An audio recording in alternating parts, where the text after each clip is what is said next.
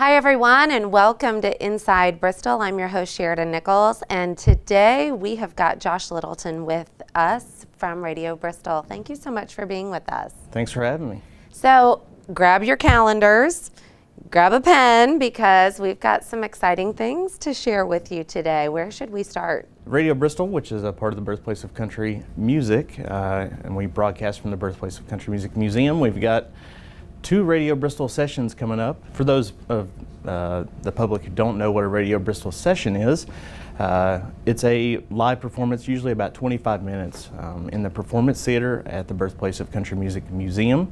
We broadcast it live on the radio and live on Facebook, and we get a lot of neat bands in to say hello and play some music for us. And we've got 2 really exciting ones coming up. The 28th of August, we've got the Slow Can Ramblers coming in, which is a great string band from Canada. And then Friday, September 7th, we've got Mountain Heart coming in, another great string band as well. So how do you even find these bands and the talent to come on?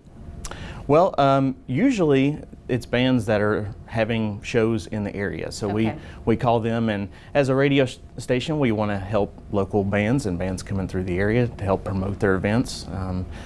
So they'll come by, and it's kind of an exchange. We help them promote their event, and they give us, a half hour of some great music as well. All Radio Bristol sessions are free and open to the public. So, and they're both at 2 o'clock. We usually do them in the middle of the afternoon. So take your lunch break or whatever and come on down. Is there anything else that is going on with Radio Bristol that you'd like to share? Well, obviously we've got a big weekend coming up. We're less than a month away from Bristol Rhythm and Roots reunion, and Radio Bristol, we're really excited this year to be hosting a stage at the Cameo Theater this year. Wow. So we're going to be broadcasting from the Cameo Theater all weekend long.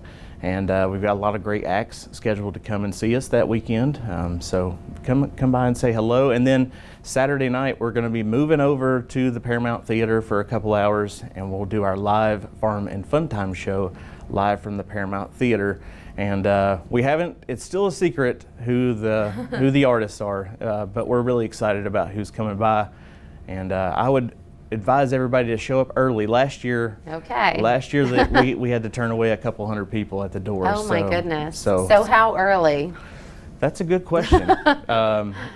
Black Friday kind of early? Friday, exactly. Get the tent out, and the camp out. That's great. Mm-hmm.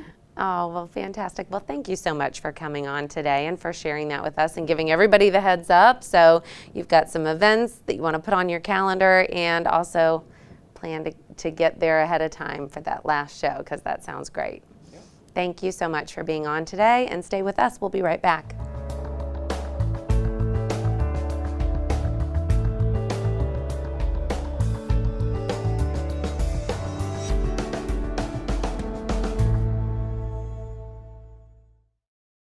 Welcome back to Inside Bristol. I'm your host Sheridan Nichols, and I have Maggie Bishop with us today. Welcome to the show, Maggie. Thanks for having me. We always love having you on because, well, Maggie's just so much fun, and she is so involved in our community, and you are so amazing at what you do. Well, thank you. And today we're going to tell you about these downtown loft tours. Loft tours. The loft tour. Yes.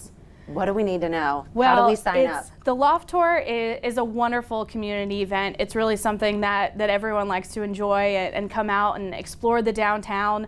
The nice thing about the Loft Tour is when people are going down State Street or anywhere in our downtown necessarily, they get very tunnel vision. They're only looking at what's on the ground level, and they don't actually realize what's happening on those upper stories.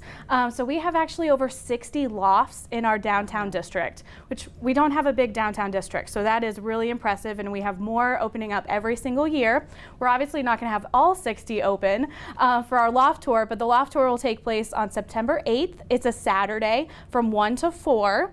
It is $12 a ticket if they call in advance and get added to the will call list, or $15 the day of, so super affordable.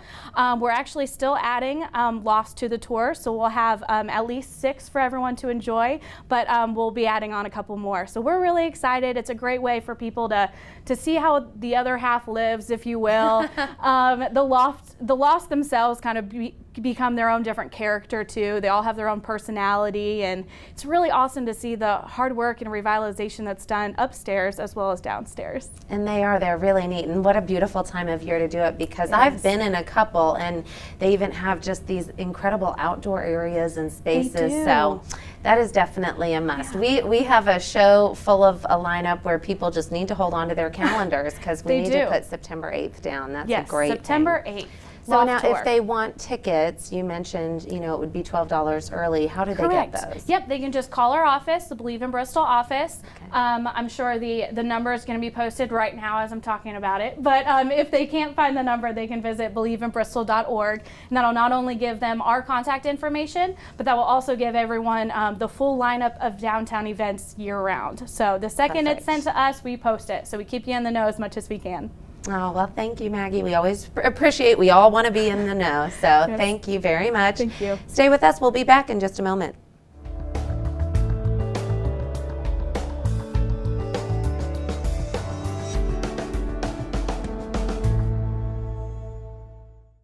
Hi, everyone, and welcome back. I've got April Norris here today. Thank you for being with us. Thank you for having me. And for all of you dog lovers out there that would love to know more about this exciting new dog park, April's going to share all of that information with us, along with a way to raise some money to help the park.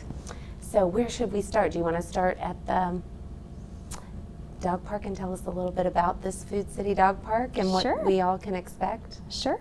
The Food City Dog Park, it'll be located behind the Food City on Virginia Avenue. There used to be a playground there. There was still an existing basketball court. It was just a really underutilized area. The playground equipment got older and wasn't being used, so we actually took that out a couple years ago, but left the basketball courts intact. We have started to we've removed the basketball goals and such from the court, and are looking at getting the concrete busted up and starting the grading. And since we have gotten our grant funding at this time, we can go ahead and begin the fencing and all of that. So it's starting to be a work in progress. So this is exciting. So how long have you been working on this? Wow, this vision was actually in place before I ever began my career here at the city. The dog park has been an idea of the director, Terry Napier, for quite some time.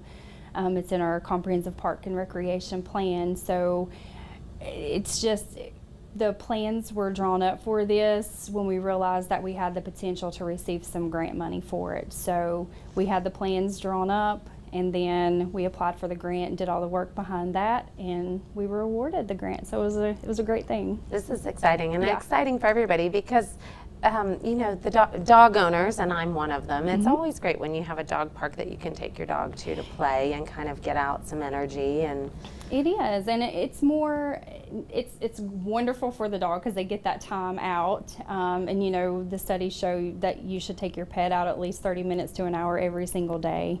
So it'll be a great thing, but it's also good for community involvement. It's a hub, it's a place for everybody to go and kind of socialize while the dogs are playing. You get to know your neighbors. Yes. And that was one of the great things about the event that we held in coordination with the grant, our Pounds for the Pound event, is that a lot of the people that came out that day and helped contribute to our 1,500 pounds of dog food, they were the community members that are in that area. They come out with their dogs, and they were so excited that we were going to have something right there for them. So it was great to see that, and great to see that it was much needed.